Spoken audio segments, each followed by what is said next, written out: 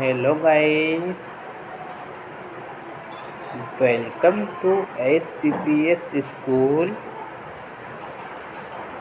Today we see chapter 19 उत्सर्जी उत्पाद एवं उनका निष्कासन of 11th class biology. Watch the video from start to end. If you like the video, then please like and share. आइए हम chapter 19 उत्सर्जी उत्पाद एवं उसका निष्कासन का सॉल्यूशन कर लेते हैं। ठीक है, इसमें हम पहले क्वेश्चन आंसर डिस्कस कर लेते हैं।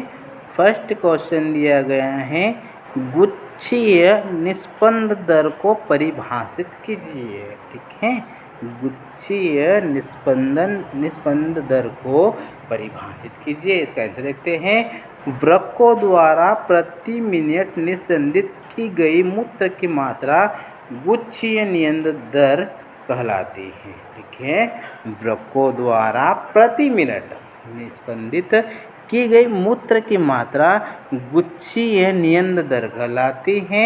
एक स्वस्थ व्यक्ति में यह 125 ml पर मिनट अथवा 180 लीटर प्रतिदिन होती है। ठीक है, नेक्स्ट क्वेश्चन देखते हैं।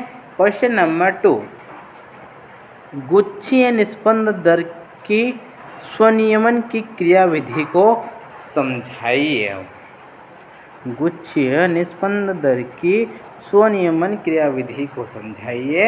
इसका आंसर देखते हैं, गुच्छीय निस्पंद दर के नियमन के लिए गुच्छीय आसन्न उपकरण द्वारा एक अति सूक्ष्म क्रियाविधि संपन्न की जाती है।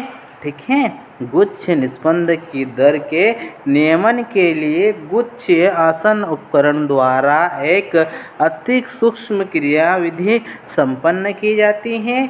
यह विशेष संवेदी उपकरण अभिवाही तथा अपवाही धमनियों के संपर्क स्थल पर दूरस्थ संकलित नलिका की कोशिकाओं में रूपांतरण से बनता है। ठीक है, गुच्छ निस्पंद दर में गिरावट इन आसन्न गुच्छ कोशिकाओं को रोकने के स्त्रावण के लिए सक्रिय करती है। ठीक है,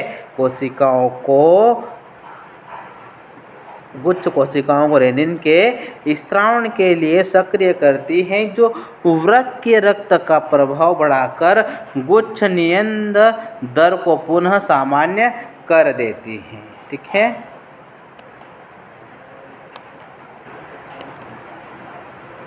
नेक्स्ट क्वेश्चन देखते हैं। क्वेश्चन नंबर 3, निम्नलिखित कथनों को सही अथवा गलत में इंगित कीजिए। ठीक है, निम्नलिखित कथनों को सही अथवा गलत में इंगित कीजिए। देख लेते हैं। अ नंबर पे, मूत्रण प्रतिवर्ती क्रिया द्वारा होता है। मूत्रण प्रतिवर्ती क्रिया द्वारा होता है, तो यह स्टेटमेंट राइट है, तो हमें यहाँ पर सही लिखना है। ठीक है, नेक्स्ट लिखते हैं, एडीएच मूत्र को अल्प परासरणी बनाते हुए जल के निष्कासन में सहायक होता है। एडीएच मूत्र को अल्प परासरणी बनाते हुए जल के निष्कासन में सहायक होता है। यह स्टेटमेंट रॉन्ग है। ठीक है, यह स्टेटमेंट रॉन्ग है। नेक्स्ट लिखते हैं, बोमेन संपुट में रक्त प्लाज्मा से प्रोटीन रहित तरल निस्पंदित होता है। बोमेन संपुट में रक्त प्लाज्मा से प्रोटीन रहित तरल निस्पंदित होता है।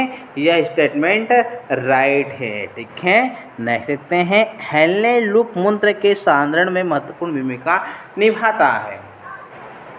हेनले लूप मूत्र के सांद्रण में महत्वपूर्ण भूमिका निभाता है।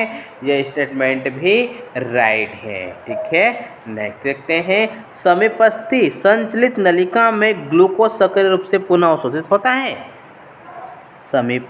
समीपस्थ संवलित नलिका में ग्लूकोज सक्रिय रूप से पुनः अवशोषित होता है। यह स्टेटमेंट राइट है। ठीक है, नेक्स्ट क्वेश्चन देखते हैं। क्वेश्चन नंबर 4, प्रतिधारा क्रियाविधि का संक्षेप में वर्णन कीजिए। प्रतिधारा क्रियाविधि का संक्षेप में वर्णन कीजिए। आइए हम देख लेते हैं इसका आंसर। ठीक है, प्रतिधारा क्रियाविधि, शरीर में जेल की कमी हो जाने पर वृक्क सांद्र मूत्र उत्सर्जित करने लगते हैं। ठीक है, ध्यान से समझिएगा। शरीर में जेल की कमी हो जाने पर वृक्क सांद्र मूत्र उत्सर्जित करने लगते हैं। इसमें जल की मात्रा बहुत कम और उत्सर्जित पदार्थों की मात्रा बहुत अधिक हो जाती है। ठीक है, इसमें जल की मात्रा बहुत कम और उत्सर्जित पदार्थों की मात्रा बहुत अधिक हो जाती है। ऐसा मूत्र रक्त की तुलना में 4 से 5 गुना अधिक गाढ़ा हो सकता है। ठीक है, ऐसा मूत्र रक्त की तुलना में 4 से 5 गुना अधिक गाढ़ा हो जा सकता है। इसलिए परासरणीय 1200 से 1400 मिली। ठीक है, इनकी परासरणीयता 1200 से 1400 मिली ऑस्मोल प्रति लीटर हो सकती है। मूत्र के सांद्रण की प्रक्रिया में जक्स्ट्रामेडुलरी वृक्क नलिकाओं की विशेष भूमिका हो जाती है, क्योंकि हेनले के लूप तथा परिजालिका कोशिकाओं के लूप पेल्विस तक फैले होते हैं। ठीक है, लूप पेल्विस तक फैले होते हैं। यह प्रक्रिया एडीएच के नियंत्रण में तथा पिरामिड्स के ऊतक द्रव्य में वल्कुट भाग से पेल्वियस तक क्रमिक उच्च प्रासरणीयता बनाए रखने पर निर्भर करती है। ठीक है, वृक्कों के वल्कुट भाग में ऊतक तरल की प्रासरणीयता 300 मिली ऑस्मोल प्रति लीटर जल होती है। ठीक है, मध्यांश भाग के पिरामिड्स में यह प्रासरणीयता क्रमशः बढ़कर पेल्विस तक 1200 से 1400 मिली ऑस्मोल लीटर प्रति लीटर जल हो जाती है। ऊतक जल तरल की प्रासरणीयता मुख्यतः Na+ व Cl- आयन तथा यूरिया पर निर्भर करती है। ठीक है, एक डायग्राम आपको नोट कर लेना है। प्रतिधारा प्रक्रिया द्वारा मूत्र की सांद्रण। ठीक है,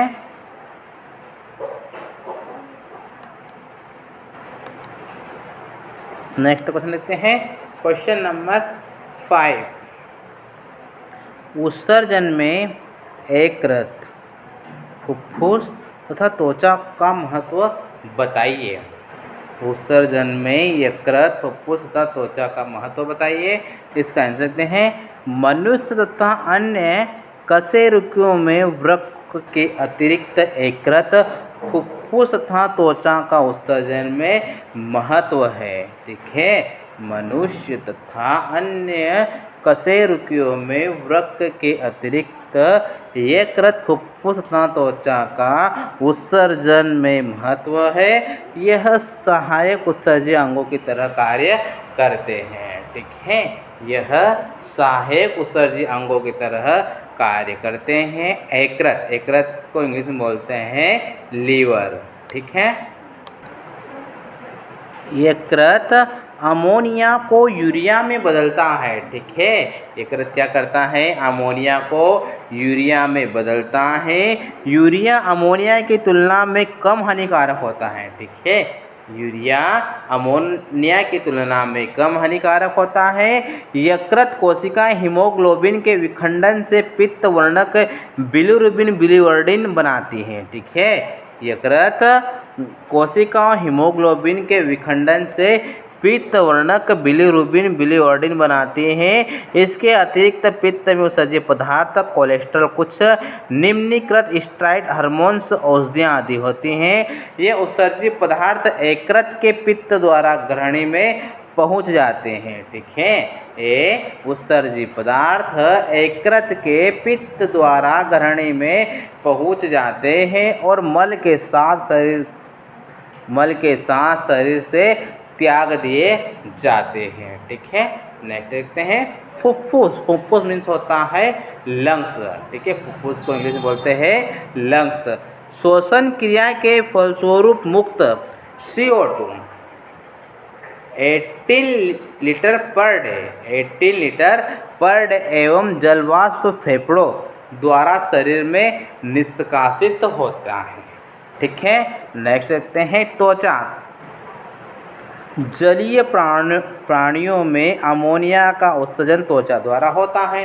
ठीक है, जलीय प्राणियों में अमोनिया का उत्सर्जन त्वचा द्वारा होता है। स्थलीय जंतु में त्वचा की स्वेद ग्रंथियों मीन्स स्वेट ग्लैंड द्वारा जल, खनिज तथा सूक्ष्म मात्रा में यूरिया, लैक्टिक अम्ल आदि पसीने के रूप में उत्सर्जित होता है। ठीक है, त्वचा की तेल ग्रंथियों सीबम के साथ कुछ हाइड्रोकार्बन्स, मोम, स्टेरॉल, वसीय अम्ल आदि उत्सर्जित होते हैं। ठीक है,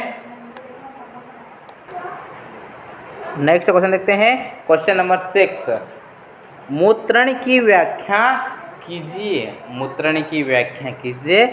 मूत्रण मूत्र वृक्क में बनकर मूत्राशय में एकत्र होता रहता है। ठीक है, मूत्रण मूत्र वृक्क में बनकर मूत्राशय में एकत्र होता रहता है। सामान्यतः अंतःमूत्रीय तथा बाह्यमूत्रीय संकोचक पेशियों के संकुचन के कारण मूत्र मार्ग बंद रहता है। ठीक है, इसके कारण मूत्र मार्ग बंद रहता है। मूत्राशय से मूत्र त्याग तभी होता है जब मूत्र मार्ग की दोनों प्रकार की संकोचक पेशियां शिथिल हो जाती हैं। ठीक है, संकोचक पेशियां शिथिल हो जाती है। अतः मूत्रीय संकोचक में अरेखित पेशी तथा बाह्यमूत्रीय संकोचन में रेखित पेशी तंतु होते हैं। इसलिए अंतःमूत्रीय संकोचन का शिथिलन स्वतः तंत्रिका तंत्र के नियंत्रण में होने वाली अनैच्छिक और बाह्यमूत्रीय पेशियों का शिथिलन एक ऐच्छिक प्रतिक्रिया होती है। मूत्रण वास्तव में अनैच्छिक तथा ऐच्छिक प्रतिक्रियाओं के सहप्रभाव से होता है। ठीक है, जो मूत्रण होता है वो वास्तव में अनैच्छिक तथा ऐच्छिक प्रतिक्रियाओं के सहप्रभाव से होता है। ऐच्छिक नियंत्रण के कारण हम इच्छानुसार मूत्र त्याग करते हैं। ठीक है,